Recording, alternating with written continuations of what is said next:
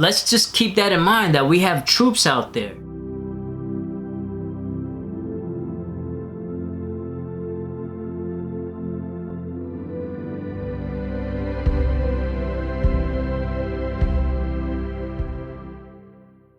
YouTube, what's going on? It's your boy Harry from Royal Canvas Exotics, and today, as you can see in the title below, we're going to be doing things a little differently today. On top of that, I'm going to show you guys some of the females that I didn't get to show you guys that were actually breeding for us this season. As you can call this part 2 of the last video, not the last video, last video that I did for you guys. So this is like part 2, I guess, with a little added bonus, you know what I mean? Yeah, let's just jump right into that. Alright guys, so this right here is my spot nose double het puzzle clown. She's a little on the smaller side, but she actually went off food for me for a while, so I decided to put a male in there to see if I could entice her to start eating again. And fortunately, they locked up and she started taking out meals for me again. I'm not sure she would go for me 100% this year because it is her first year. Yeah, like, I mean, my fingers are crossed. If we do get babies from her, it would just be crazy, you know what I'm saying? And I'm hoping that we do, and that, you know, the odds are insane because she's paired to a pastel double het puzzle clown, and that would just be nuts. Can you just imagine a pastel spot nose puzzle clown? That would be insane. My fingers are crossed for this one, and you know, we'll just see what happens. So she's a little on the smaller side. I didn't really want to breed her just yet, but she went on food. I put a male in there to see if I could entice her to start eating again, and fortunately they locked up, and they've been locking up for some time now, and she started eating again, which is good news. And yeah, we'll just see, you know what I mean? Like, it's her first year. Who knows what could happen? She probably won't go, but I'm really hopeful, and you know, my fingers are crossed because it would be insane if we could hit a pastel spot nose puzzle clown. Like, whoo! That would be pretty dope. Now the next female right now I want to show you guys is actually in shed.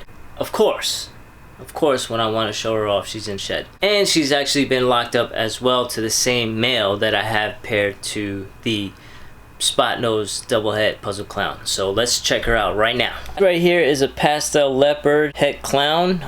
She's huge, but as you can see, she's super dull right now because she's usually a lot brighter. Like, all this right here is pretty bright yellow usually. As you can see, she's in shed right now. Look at her eyes, you can just tell right there, and her colors are really dull. But yeah, you know, she looks amazing after shed. Yeah, I'm hoping that she goes for me this year. It's also her first year, so we'll see again, you know, who knows. Hopefully I do everything right. You know, she goes for me, but you know, my fingers are crossed on this too. And most likely all the babies, if I do get babies from her, will most likely be all holdbacks. Hopefully we hit some pastel leopard clowns that are het puzzle, you know what I'm saying? And that would be pretty insane.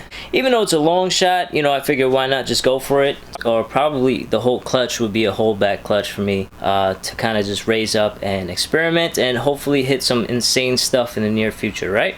So this big girl right here is just a het pied. She looks pretty cool actually, just to be a het pied, but she's actually paired to my Cypress het pied. So we got 2 chances to actually hit a Cypress pied, which is pretty cool. She's all over the place, but so far they've had 1 lock, and you know, we're just working it in. Guys, let's take a little break away from snakes for a second because there's some things that I wanted to talk to you guys about just for a second, and hopefully you guys could hear me out. Just you guys grab a seat because that is what I did. I need to sit down for this because this is a little touchy subject. This might actually rub some of you guys the wrong way. Hopefully you guys keep an open mind, grab a seat, grab a drink, whatever you need to do, and just chill out. So normally I wouldn't discuss situations like this on my YouTube channel, on this YouTube channel. It's bothering me enough so that I feel like I have to kind of like express it a little bit. And even though I can't really express my opinion on what's going on, I would like to point out some facts to you guys. You know, hopefully you guys keep an open mind. As you guys know, last week Trump issued an airstrike that killed an Iranian general, Qasem Soleimani. He was a known terrorist around the world. He had proxy forces around the Middle East just attacking you know, Iranian civilians and killing American service members. You know what I'm saying? Like legit, like people know that. That's a fact. Some people think that Trump initiated a war, right? Face the facts, we've been at war in the Middle East. I don't know if you guys knew this already, but war has been going on in the Middle East already for years and years. But let's go over this timeline and kind of see what caused Trump to order this airstrike on this terrorist. So December 27th, a militia group attacked a military base, killing an American contractor and wounding several Iraqi and American personnel. Trump orders an airstrike on parts of Iraq and Syria, targeting the militia group that was responsible for this attack on that military base. December 31st, supporters of the militia group that attacked the military base in Kirkuk attempted to enter and destroy the U.S. Embassy in Iraq. So they vandalized it and they attempted to enter it. They basically attacked it. They actually breached the outermost area of the embassy, chanting "Death to America." Embassy staffers actually had to huddle in a safe room, and they feared for their lives. Now, protests outside of U.S. compounds outside of the U.S. is pretty common, right?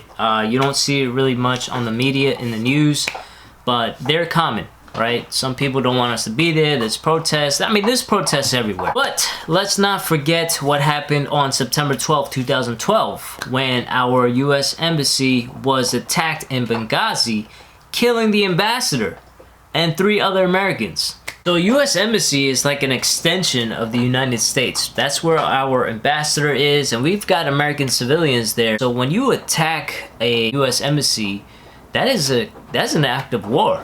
Quite honestly, I mean, it's in black and white. There's no argument. There's no opinion. Nothing. It's straight facts. All right, opinion time. Hold on to your seats because it's about to get real. All right, so what upsets me is that there are Americans and just people out there that are making this Soleimani guy to be a martyr of some kind, right? And they're condemning Trump for what he did and saying that his airstrike initiated war, which is crazy to me because we've been at war for the longest time. However, there are Iranian civilians that thank Trump for what he did and praise Trump for doing this airstrike that killed this terrorist. Because they were oppressed by his militia groups. They were slaughtered. Innocent Iranian civilians were being slaughtered. We don't know about that, right? Because we get our information from the news, right? From media, and the media will show us what they want to show us. We don't know exactly what's going on. We're only privy to what the media shows us. And you wouldn't know what's going on unless you dig a little further, and which is fine. I mean, everyone is entitled to their own opinion, right? You and me, you and I, we're all entitled to our opinion, and that's what's so great about America. But let's keep this in mind, right? We have brave men and women wearing the uniform and the American flag on their right shoulder that are in harm's way, right? They're overseas right now, and they're serving their country. They're on the front lines. While we're sitting at home typing up our feelings, typing up our emotions or whatever opinions on social media, and which is what's so great about America, right? You can have your opinion, you can voice your opinion, but let's just keep that in mind, that we have troops out there, fathers, brothers, sons, uncles, mothers, daughters, whatever. They're out there and they're just like you and me. You know what I'm saying? But they're serving this country, and they're on the front lines, and they're in harm's way. So just keep that in mind when you leave your opinion or your thoughts and feelings or whatever out there on social media. Because in my opinion, that's not respectful to our troops. And that's like a slap in the face when you say that this known terrorist that's been killing American troops for decades now is a martyr, and you're praising this guy. Alright, that's just my 2 cents. I know that was a little far off from our regular videos, but I wanted to express my opinions on the matter. So, without further ado, back to our regular scheduled program. Let's go see some snakes. Alright, where was I? Oh, right, snakes, yes. So let's just jump right back into that because we got some other females that are breeding here, and I'm going to take them out for you guys right now. Alright, so this right here is a black pewter, and she's being paired to my pastel clown. So hopefully we could hit like a silver streak, 100% het clown. She is super dull right now because she is deep in shed. Let me show you her belly. If we could get a look at her belly, but you see how nice and pink it is? Of course, she's in shed when I want to take her out, and she's gone. But yeah, so she's being paired to my pastel clown, so yeah. Hopefully we get some good odds and get some silver streak 100% het clowns. Alright, so this girl right here is my double het tri-stripe pied. Dude, I'm praying that we actually get some eggs out of this and actually hit the odds and hit a tri-stripe pied, because that would be insane. She's had a few lockups so far, and she looks like she's doing good, headed down the right road.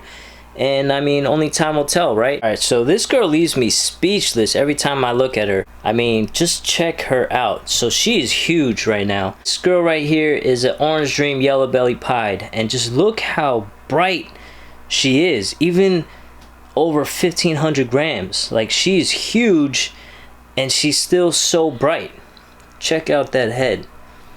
Once again, this is an Orange Dream Yellow Belly Pied, and she's actually been locked up to my Orange Dream Desert Ghost. I mean, needless to say, if we get a clutch from her, a lot of those babies are going to be holdbacks.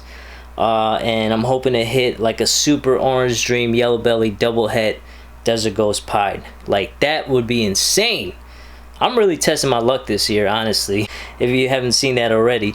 But just check her out, man. She is gorgeous.